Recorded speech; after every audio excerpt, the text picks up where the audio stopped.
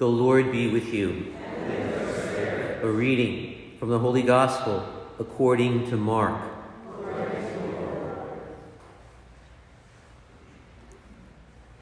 James and John, the sons of Zebedee, came to Jesus and said to him, "Teacher, we want you to do for us whatever we ask of you."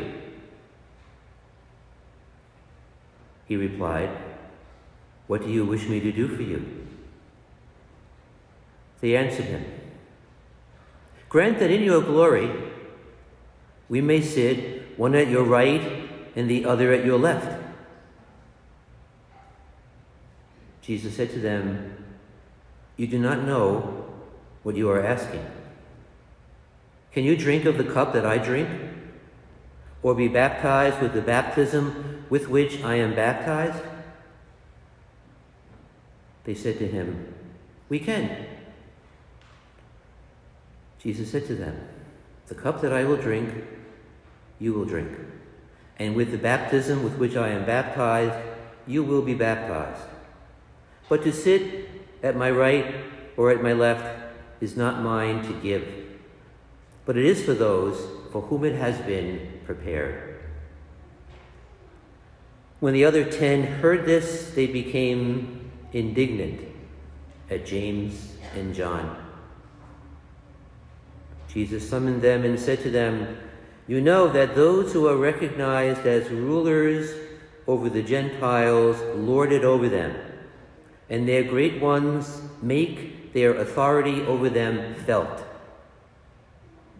But it shall not be so among you. Rather, whoever wishes to be great among you will be your servant, and whoever wishes to be the first among you will be the slave of all. For the Son of Man did not come to be served, but to serve, and to give his life as a ransom for many." The Gospel of the Lord. Praise to you, Lord.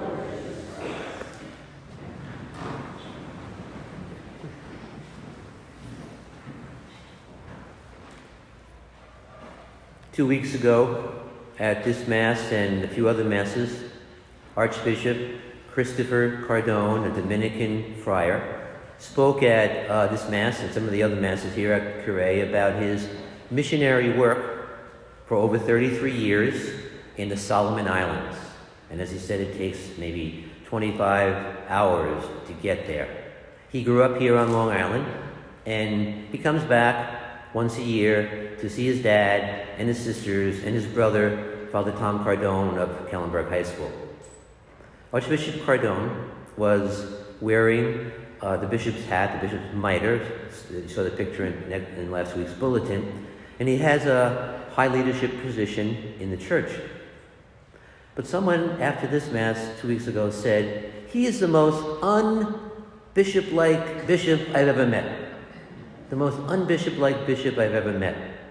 And I would add to that list Bishop William Koenig from our own diocese, who is now in Wilmington.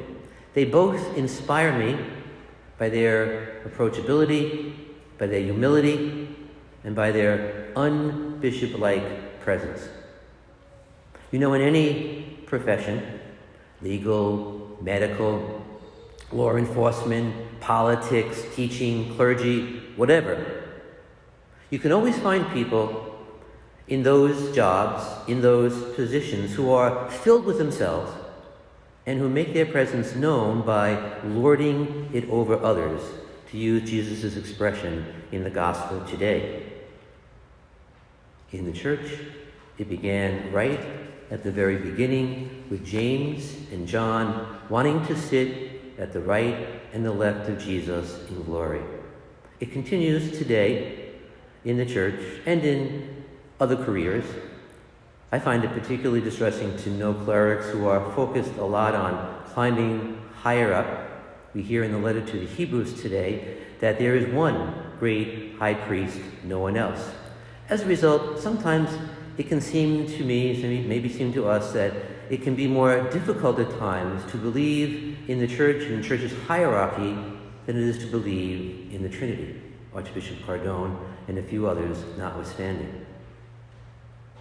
When James and John asked for privileged places, Jesus reminded them that a disciple must aspire to be a servant, not a celebrity. That's why Jesus asked James and John the next question. Can you drink of the cup that I am to drink of? So Jesus' cup, as he defined it, was his life's blood shed for the salvation of the world, shed for us. The cup that even he himself asked to be rid of, if only it were the will of God. Father, take this cup away from me. So every time I hear this story, I feel challenged. James and John, J and J, wanted a, you might say, J and J, a one single dose answer. An answer to the question, just like that. James and John are so sure that they can drink Jesus' cup. And they readily say, of course we can. Sure. And they can't. At least not at that moment. They can't, which they'll come to realize in just a matter of a few days, where this fits in Mark's Gospel, just before the Passion. So when we hear this conversation, we kind of want to shout from the pews and across the centuries, guys, don't say this. Don't ask that question. Stupid questions. An even more ignorant pledge. You don't know what you're asking for, Jesus says. And sometimes, we have to be careful what we pray for. Why? Well, because positions next to Jesus in his glory are not necessarily what you think. In fact, those positions will be taken by two common thieves, strangers to this story, while James and John are saving their skin across the town in Jerusalem. Sharing a cup with Jesus is not just an honor to be enjoyed, it is more urgently a surrender of our very selves, a surrender of our time, our talent, our treasure, whatever it might be. So when we think of J&J, James and John, we might consider how we can sometimes make a similar or the same miscalculation week after week. We can come to Mass, we can reflect upon the Scriptures, we drink from the cup of Jesus, we recite the creeds and profess our allegiances, and yet often, or sometimes at least, we can be found cowering across town and under the covers when the hour comes for courage, and the real price of religion is being paid on Calvary. So time and time again, the gospel comes back to the formula Jesus gives at the end of today's gospel. Whoever wishes to be great will be the servant. It's not about climbing, it's not about ego. It's all about doing whatever we can to be of service to one another. This story, this gospel conversation, calls us to realize that those who stand at the right and the left hands of Jesus might not actually have free use of their own hands in the first place. That's because, as Jesus warned Peter, their hands may be stretched out and tied by their captors. In other cases, their hands, our hands, might be full of food for the hungry, or medicine for the ill, or even already fully occupied holding children, or giving support to the infirm. Whatever act of service the Lord is asking us at this particular moment.